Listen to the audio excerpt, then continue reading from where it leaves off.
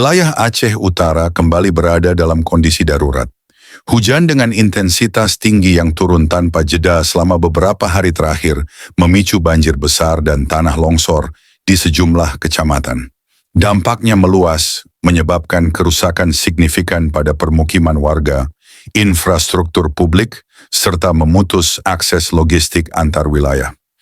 Peristiwa ini menambah daftar panjang bencana alam yang pernah melukai Aceh.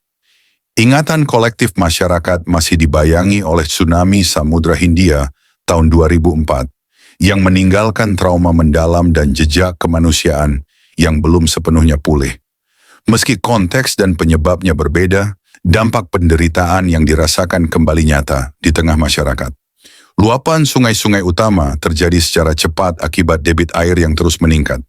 Air bah memasuki kawasan padat penduduk, merendam rumah warga, sekolah, fasilitas kesehatan, serta merusak jembatan dan jalan penghubung antar desa. Di beberapa lokasi, ketinggian air memaksa warga mengungsi secara darurat dengan peralatan seadanya. Sementara itu, di wilayah perbukitan dan dataran tinggi, tanah yang jenuh air kehilangan kestabilannya dan memicu longsor di berbagai titik rawan. Sejumlah ruas jalan tertimbun material tanah dan bebatuan, menyebabkan desa-desa terisolasi dan menyulitkan upaya penyaluran bantuan. Di tengah situasi ini, sejumlah tokoh ulama Aceh mengingatkan agar bencana tidak dijadikan alat untuk menghakimi atau memberi label kutukan dalam bentuk apapun. Mereka menegaskan bahwa secara faktual dan ilmiah, peristiwa ini merupakan fenomena alam yang dipicu oleh curah hujan ekstrem, kondisi geografis, serta kerentanan lingkungan.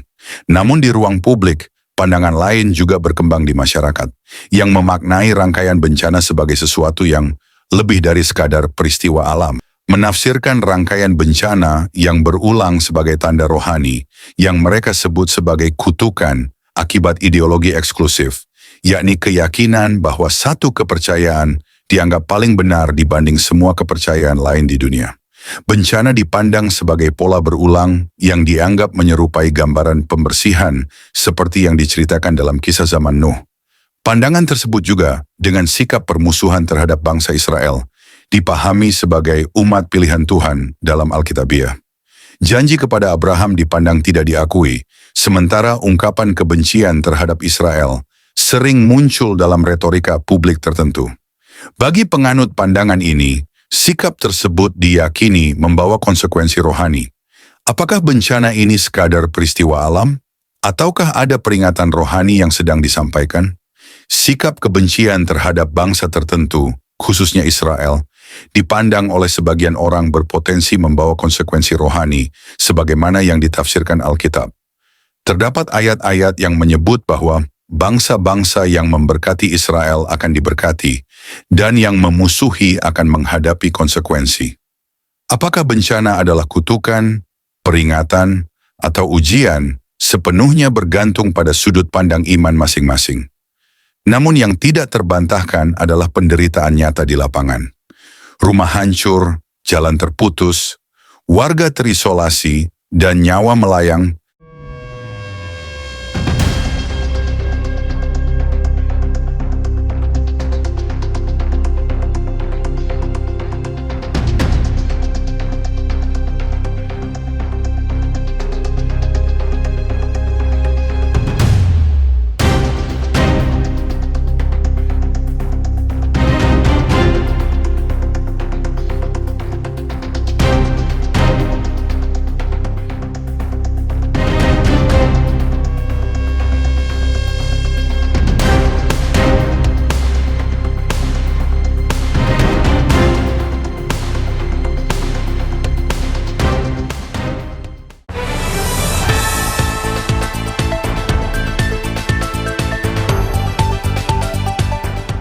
Saudara-saudari terkasih dalam Kristus, ada pagi-pagi tertentu ketika langit tidak hanya membawa cahaya, tetapi juga membawa peringatan.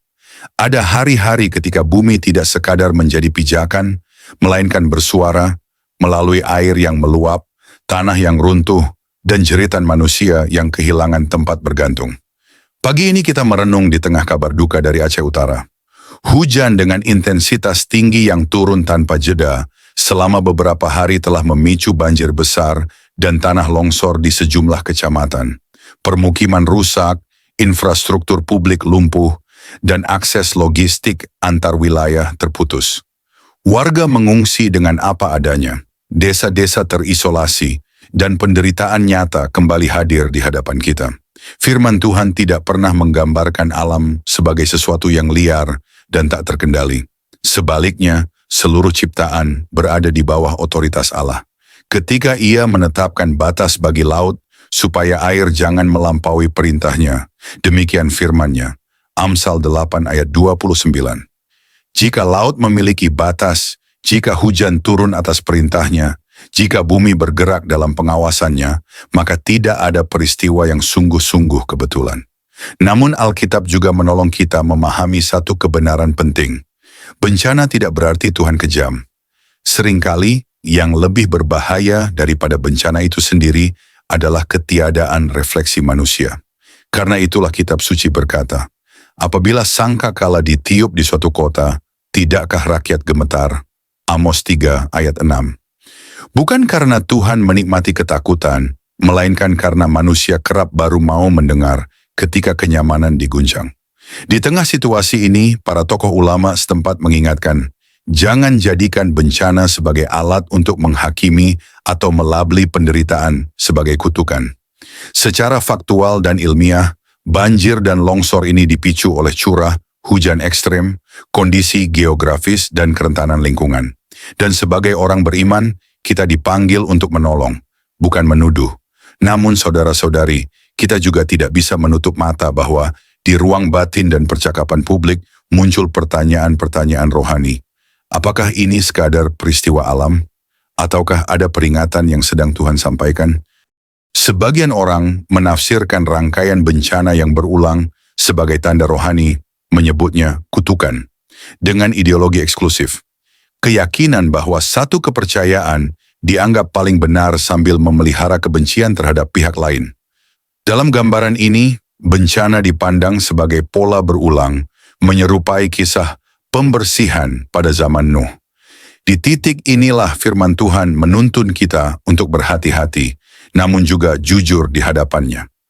Alkitab mengajarkan satu prinsip rohani yang konsisten. Sikap manusia terhadap rencana Allah memiliki konsekuensi rohani. Tuhan berfirman, Aku akan memberkati orang-orang yang memberkati engkau, dan mengutuk orang-orang yang mengutuk engkau. Kejadian 12 ayat 3. Ayat ini dalam iman Kristen dipahami terkait janji Allah kepada Abraham dan umat perjanjiannya, yang dalam kitab suci dikenal termasuk bangsa Israel. Kitab suci juga berkata, siapa yang menjamah engkau, menjamah biji mataku. Zakharia 2 ayat 8. Ini bukan ajaran kebencian, bukan pembenaran kekerasan, melainkan peringatan bahwa Allah setia pada perjanjiannya. Karena itu sebagian orang memandang bahwa kebencian yang dipelihara, termasuk terhadap Israel, dapat membawa konsekuensi rohani. Namun firman Tuhan tidak berhenti pada peringatan, ia selalu berujung pada panggilan pertobatan. Kesalehan yang berkenan kepada Allah tidak dibangun di atas kebencian. Tuhan menegur, bangsa ini memuliakan aku dengan bibirnya, padahal hatinya jauh daripadaku. Yesaya 29 ayat 13. Dan Rasul Yohanes mengingatkan dengan tegas, barang siapa berkata, aku mengasihi Allah, tetapi ia membenci saudaranya, ia adalah pendusta. 1 Yohanes 4 ayat 20. Maka pertanyaannya bukan sekadar, apakah ini kutukan, peringatan, atau ujian? Jawabannya, saudara-saudari, bergantung pada bagaimana hati kita merespons Tuhan. Bencana boleh mengguncang tanah, tetapi firman Tuhan hendak mengguncang hati. Di lapangan, fakta tak terbantahkan, rumah hancur, jalan terputus, warga terisolasi, dan nyawa melayang. Di hadapan penderitaan nyata ini, Tuhan memanggil kita untuk merendahkan diri, bukan meninggikan ego rohani. Allah menentang orang yang congkak, tetapi mengasihani orang yang rendah hati. Yakobus 4 ayat 6. Kabar baiknya, saudara-saudari, Tuhan tidak cepat murka. Tuhan adalah penyayang dan pengasih, panjang sabar dan berlimpah kasih setia. Mazmur 103 ayat 8. Jika Tuhan masih memberi waktu, itu berarti pintu pertobatan belum tertutup. Bertobat bukan sekadar kata, melainkan perubahan arah hidup, meninggalkan kebencian, membuang ideologi yang tidak lahir dari kasih, dan kembali pada kebenaran firman. Buanglah segala kejahatan dan segala tipu daya. 1 Petrus 2 ayat 1. Saudara-saudari terkasih, Tuhan tidak berkenan pada kehancuran, tetapi Ia sangat rindu perubahan hati. Jika banjir terus datang dan tanah terus runtuh, mungkin bukan alam yang semakin liar, melainkan manusia yang semakin enggan mendengar. Namun harapan kita teguh, jika kita mengaku dosa kita, Ia adalah setia dan adil, sehingga Ia akan mengampuni. 1 Yohanes 1 ayat 9. Dari tanah yang hancur, Tuhan masih sanggup membangun. Dari air mata, Tuhan masih sanggup menumbuhkan pengharapan. Sebab di mana ada pertobatan, di situ selalu ada pemulihan. Dia itu Tuhan kami, Dia itu Allah kami. Mari kita berdoa. Terima kasih Tuhan Yesus atas firman-Mu yang kami dengar pagi ini. Firman yang menghidupkan, menguatkan, dan menuntun langkah kami dalam menghadapi hari yang baru. Kami bersyukur karena Engkau tidak pernah membiarkan kami berjalan tanpa arah.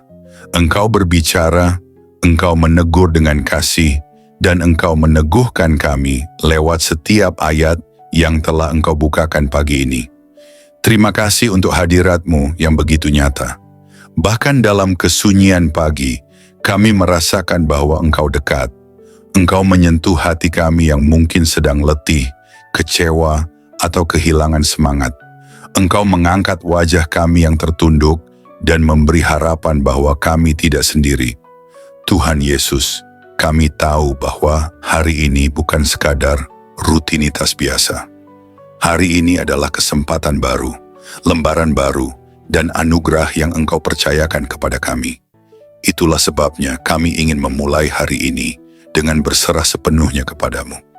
Bukan hanya langkah kami, tetapi juga hati kami, pikiran kami, rencana kami, dan seluruh hidup kami. Ajari kami untuk tidak hanya mendengar firman-Mu lalu melupakannya, tapi tolong kami untuk menghidupi setiap kebenaran yang telah kami dengar. Berikan keberanian untuk taat, hati yang lembut untuk menerima teguran, dan kerinduan untuk makin dekat kepadamu hari demi hari. Jika hari ini kami harus menghadapi tekanan, berikan kami kekuatan untuk tetap berdiri teguh. Jika hari ini ada keputusan besar yang harus diambil, berikan kami hikmat dan kepekaan untuk mendengar suara-Mu. Dan jika hari ini kami harus menghadapi orang-orang yang sulit, ajari kami untuk tetap mengasihi dengan kasih Kristus yang lembut dan sabar. Kami juga berdoa Tuhan, untuk setiap pribadi yang pagi ini mungkin berdoa dalam diam sambil menangis, yang memikul beban berat, yang sedang merasa tak sanggup melanjutkan. Tuhan jamahlah mereka, berikan pelukan kasih-Mu yang memulihkan, berikan penghiburan dari Roh Kudus yang menenangkan, bangkitkan kembali semangat hidup mereka, dan nyalakan kembali api iman yang mungkin mulai padam. Bagi yang sedang sakit, kami minta kesembuhan-Mu. Bagi yang sedang berduka, berikan kekuatan surgawi. Bagi yang sedang menantikan jawaban doa, Tuhan tolong bukakan jalan. Engkau tahu isi hati setiap anak-Mu. Tidak ada yang tersembunyi di hadapan-Mu. Dan kami percaya, Engkau tidak akan mengecewakan orang-orang yang berharap kepadamu. Tuhan Yesus, jagalah mulut kami agar tidak menyakiti. Jagalah pikiran kami agar tidak menyimpang. Jagalah hati kami agar tetap bersih di hadapan-Mu. Biarlah setiap langkah kami hari ini dipenuhi kasih dan kebenaran. Dan apapun yang kami kerjakan, biarlah semua itu mendatangkan kemuliaan bagi nama-Mu. Kami juga menyerahkan orang-orang yang kami kasihi ke dalam tangan-Mu. Lindungi keluarga kami, berkati pekerjaan mereka, kuatkan iman mereka, dan jadikan mereka saksi-Mu di tengah dunia ini. Teguhkan kami sebagai satu rumah tangga yang dibangun di atas dasar firman Tuhan. Kami berdoa juga untuk gereja-Mu, para pemimpin rohani, dan semua hamba-hamba Tuhan yang Kau panggil melayani. Berikan kekuatan baru bagi mereka, hikmat yang segar, dan hati yang terus melekat kepadamu. Bangkitkan gerejamu Tuhan, agar menjadi terang yang bersinar di tengah kegelapan zaman. Akhirnya Tuhan, kami ingin berjalan hari ini dengan langkah yang ringan. Bukan karena hari ini akan mudah, tapi karena kami tahu Engkau berjalan di depan kami. Engkau menyertai kami dengan kuasa-Mu. Engkau meneguhkan kami dengan kasih-Mu. Dan Engkau memberi damai yang melampaui segala akal. Terima kasih Tuhan Yesus atas firman-Mu yang menguatkan pagi ini. Kami akan melangkah dengan penuh harapan dan sukacita, karena kami tahu Tuhan yang kami sembah adalah setia, penuh kasih, dan tidak pernah meninggalkan kami. Kami serahkan seluruh hari ini ke dalam tangan-Mu yang perkasa. Dalam nama Tuhan Yesus Kristus, kami berdoa dan mengucap syukur. Amin.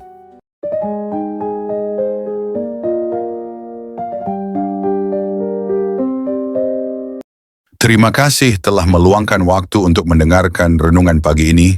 Di tengah hiruk pikuk dunia yang semakin bising, di tengah kecemasan yang tak henti menggedor pintu hati kita telah memilih untuk diam sejenak, untuk merenung, untuk mendengar suara Tuhan yang lembut, yang berbicara tidak lewat badai, tetapi lewat bisikan kasih yang menyejukkan jiwa. Biarlah setiap firman yang telah kita dengar hari ini menjadi pelita bagi kaki kita dan terang bagi jalan kita. Jangan hanya menjadi pendengar yang baik, tetapi jadilah pelaku firman, sebab hanya mereka yang melakukan kehendak Bapa yang akan bertahan ketika dunia digoncang. Hari ini mungkin kita tidak tahu apa yang akan kita hadapi. Mungkin ada tantangan, mungkin ada air mata. Tetapi satu hal yang pasti, Tuhan tidak pernah berubah. Kasih-Nya tetap sama, kuasa-Nya tidak berkurang, dan rencananya atas hidupmu tidak pernah gagal. Maka melangkahlah dengan iman, bukan dengan rasa takut. Tinggikan Yesus di setiap keputusanmu, dan ingatlah bahwa kamu bukan sendiri. Surga memperhatikanmu, malaikat berjalan di sekelilingmu, dan Roh Kudus diam di dalam hatimu, memberi penghiburan, penguatan, dan arahan setiap waktu. Sampai kita bertemu kembali dalam renungan yang akan datang, tetaplah haus akan kebenaran, tetaplah rendah hati di hadapan Tuhan, dan tetaplah menjadi terang di tengah dunia yang gelap. Selamat pagi. Selamat menjalani hari bersama Yesus. Tuhan Yesus memberkati.